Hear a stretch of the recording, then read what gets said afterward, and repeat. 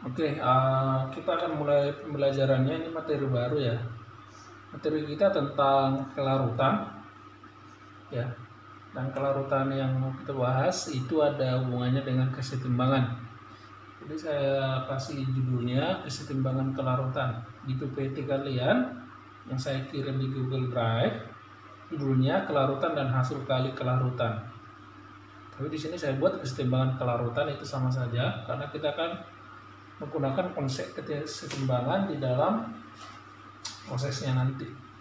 Nah, kita akan belajar ada 5 topik ya. Dan pembelajaran hari ini tidak mungkin ini selesai 5 topik. Nanti kita akan lihat sampai yang berapa. Dan coba diperhatikan dengan baik sampai mana kamu bisa mengerti.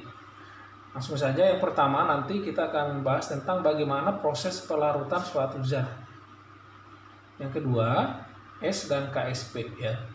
Nah, S itu saya singkat, itu kelarutan. Dan KSP itu hasil kali kelarutan. Jadi KSP ini adalah hasil kali dari kelarutan, di mana kelarutan itu adalah S. Nah, topik yang ketiga, kita akan mencoba memprediksi terbentuknya endapan. Yang keempat, pengaruh ion senama terhadap S tadi kelarutan. Jadi ini pengaruh ion senama terhadap kelarutan. Dan yang terakhir adalah analisis kualitatif kation. Nah, kalau yang untuk bagian E ini nggak harus ya. Cuma saya akan ajarkan secara singkat saja, inti-intinya saja untuk yang E. Tapi ini nggak harus. Jadi kamu cukup bisa memahami poin A, B, C, D. Kalau untuk E, saya jelaskan sedikit aja langkah-langkahnya ya. Oke, itu saja untuk topiknya, untuk bab baru ini. Jadi bab baru ini judulnya adalah kelarutan dan hasil kali kelarutan. Oke, sekarang kita masuk ke poin A, proses pelarutan. Nanti sekalian saya jelaskan dari video ini, kalian bisa melihat bahannya juga ada di PPT yang saya kirimkan di Google Classroom. Jadi silakan di-download dan dilihat sambil saya menjelaskan. Karena nanti yang saya jelaskan adalah yang di PPT juga. Oke.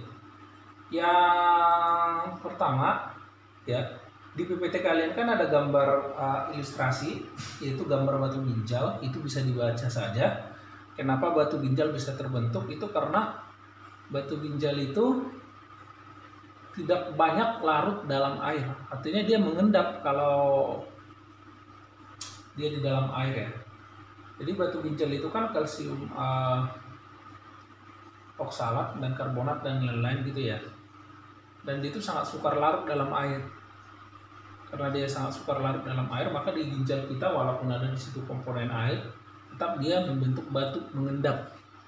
Jadi sebenarnya batu ginjal itu adalah proses pengendapan dari garam-garam yang ada di dalam ginjal kita sendiri gitu ya.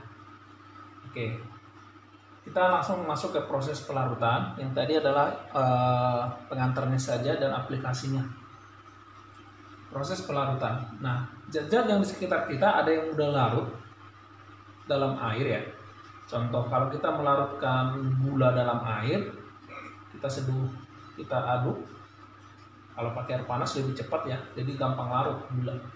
Demikian juga garam dapur, kita masukkan ke dalam air, gampang larut juga, apalagi dengan air panas kan gitu. Jadi proses pelarutannya itu gampang. Itu kalau yang mudah larut. Nah, pertanyaannya, bagaimana kalau yang sukar larut? Apakah kalian pernah memasukkan suatu zat ke dalam air, tapi zat tersebut sukar larut gitu ya? Sukar larut ya, bukan tidak larut. Lain halnya dengan tidak larut. Kalau misalnya kita memasukkan pasir ke dalam air, pasirnya kan tidak larut ya, pasirnya tidak larut. Tapi kalau kita memasukkan garam dapur ke air, garam dapurnya udah larut. Nah gitu. Jadi proses pelarutan itu dibagi 3 jenis ya. Yang pertama ada yang mudah larut ya, tadi mudah larut. Nah, mudah larut itu tadi contohnya misalnya ini air ya. Jadi pelarutnya kita anggap aja air. Ya, kita masukkan misalnya tadi garam dapur. Nah, garam dapur kita masukkan ke air, kita aduk ataupun tidak kita aduk gampang larut NaCl dalam air gitu kan. Nah, yang kedua ada yang sukar larut. Ya. Jadi harus dipahami betul apa maksudnya sukar larut. Kita masukkan misalnya ke dalam air, contoh tadi batu ginjal ya. Di batu ginjal itu berarti adanya kalsium oksalat ya. Jadi kalsium oksalat itu yang mengendap di batu ginjal. Jadi ini agak sukar larut juga. Jadi kalau kita masukkan kalsium oksalat ke dalam air, pertanyaannya, apakah kalsium oksalat ada yang larut? Ada. Jadi ada yang larut dia dalam air, ada yang larut. Tapi kalau kita masukkan misalnya 1 gram, yang larut itu sangat sedikit dibandingkan yang tidak larut. Nah, ada larut, tapi ini yang larutnya sedikit. Nah, kalau larutnya itu sedikit, inilah yang dikatakan sukar larut. Jadi, zat-zat yang sukar larut dalam air artinya dia ada larut tapi jumlahnya sangat sedikit. Berarti yang lainnya itu jadi apa? Kalau di sukar larut, kalau lebih dari yang larut itu jadi apa kan gitu? Ini jadinya nanti kalau dia sudah maksimum jumlah yang bisa larut, maka dia akan mengendap. Nah, akan ada endapan kalau dia sudah maksimum bisa larut. Nah, yang ketiga tadi ada yang tidak larut ya. Kalau yang tidak larut ini contohnya gampang sekali dong. Kalau yang tidak larut misalnya ini air di dalam gelas kimia, kita masukkan pasir. Nah, pasir ini tidak akan larut sama sekali. Tapi kita tidak akan belajar ini ya. Dan kita juga tidak akan belajar tentang hal ini. Yang mau kita pelajari adalah zat-zat yang sukar larut. Tentunya kita membahas larutan. Berarti pelarutnya umumnya nanti dipakai air gitu. Jadi kita membahas zat-zat yang sukar larut ya dalam air. Tentunya kalian udah tahu zat-zat apa saja yang sukar larut. Karena kami sudah membagikan kalian tabel-tabel zat-zat yang sukar larut ya dalam bentuk 13 reaksi yang pernah kami jelaskan ya. Kalau untuk IPA 1 sama IPA 3 kan sama saya, sudah saya jelaskan jelas ya. Garam-garam yang sukar larut apa saja dan bagaimana menentukannya dari LKS yang saya bagi. Untuk IPA 2 juga Bu Dita juga udah menjelaskan. Jadi tentunya kalian udah tahu kalau misalnya saya bilang kalsium karbonat mudah larut apa enggak. Ya kalian harus bisa mengeceknya di LKS yang kami berikan. Kamu bisa jawab mudah atau sukar gitu. Jadi kembali ke sini, jadi yang sukar larut itu ada 2 jenis ya.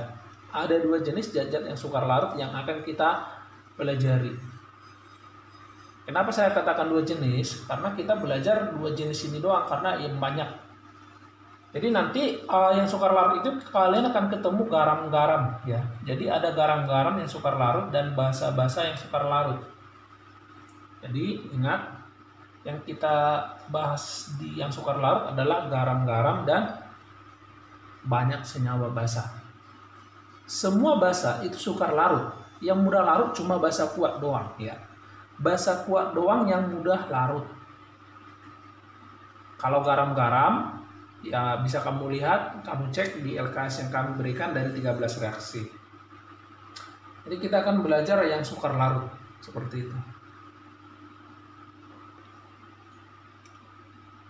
Oke, sekarang kita masuk ke topik yang kedua. Jadi pelarutan tadi udah. Itu kelarutan dan hasil kali kelarutan. Nah, kelarutan tadi kan sudah saya jelaskan di awal simbolnya S ya. Hasil kali kelarutan simbolnya KSP. Nah, kita bahas pertama kelarutan dulu ya. Kelarutan itu adalah jumlah maksimum zat yang terlarut ya. Jadi kelarutan adalah jumlah maksimum zat terlarut yang dapat larut ya dalam pelarut tertentu. Jadi jumlah maksimum zat terlarut yang dapat larut dalam pelarut tertentu. Pelarut yang biasa kita gunakan adalah umumnya air ya. Jadi definisi ini bisa kamu pahami seperti ini. Jumlah maksimum zat terlarut yang dapat larut dalam air gitu aja. Boleh. Karena kita umumnya akan melarutkan suatu zat dalam air seperti contoh di bagian A tadi. Tapi kadang juga tidak air, maka definisi sebenarnya adalah seperti ini. Tapi kalau untuk kita sekelas SMA nanti bisalah dalam air gitu aja. Nah, apa definisi kelarutan ini? Saya akan mencoba mengasumsikan dua buah contoh ya. Contohnya seperti ini. Nah, dalam 1 liter air ya, ini contoh. Dalam 1 liter air NaCl dapat larut sebanyak, oke saya ganti soalnya, maksimum dapat larut gitu ya. Jadi saya ganti soalnya, dalam 1 liter air NaCl maksimum dapat larut